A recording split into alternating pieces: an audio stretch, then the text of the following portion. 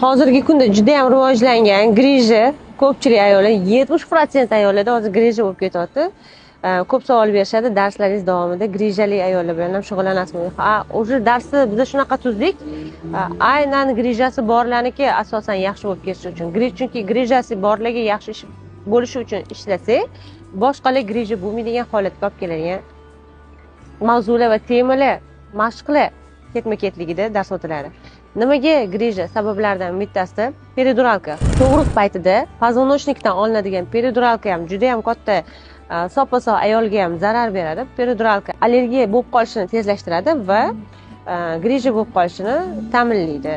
Birinchi o'rinda iloji boricha og'riq juda ham kuchli bo'lgan taqdirda ham inson o'zi tug'ishga harakat qilish kerak. Bilaman, hozir og'riqligiga ko'pchilik chidolmaydi, shuning uchun darrov periduralka qilib yuboringlar deb yorishadi, lekin keyinchalik belni ko'tara olmaydigan asoratlarga olib kelishadi. Ikkinchi sababi bu kalsiy yetishmovchiligi, D vitamini yetishmovchiligi.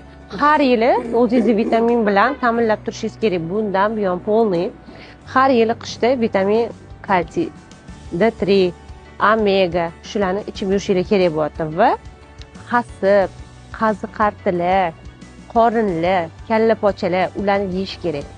Samimiy sizlarga suyugilarga, etinglarga, teringlarga, kuchinglarga, energiyalarga ularni to'yintiradigan narsa bu o'zimizni tabiiy zo'r, shirin, suyli sho'rvalar, xolodeslar va hasib shularni ko'pchilik уже yeyishdan chetlangan halimlar, mana zo'r ovqatlar.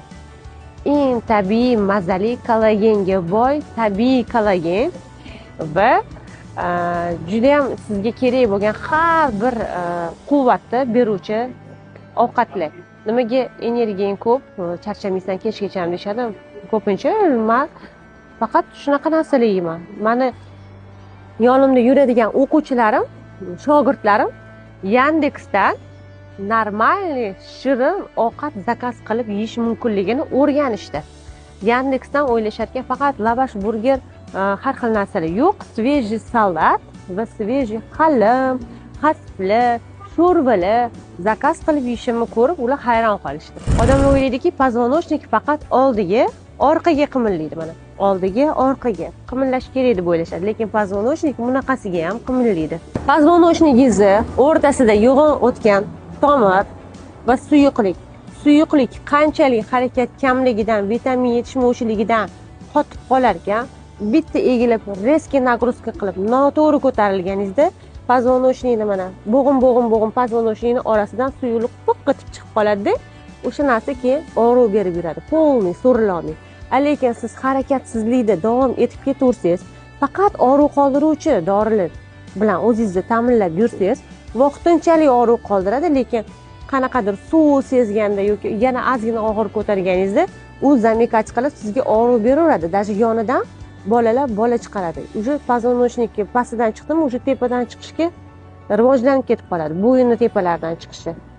O'sha narsani o'zingizlar ta'minlab berasizlar. Shuning uchun eng yaxshi ovqatlarni yeyinglar, eng yaxshi vitaminlarni har yili ichinglar. Harakatni oshiringlar.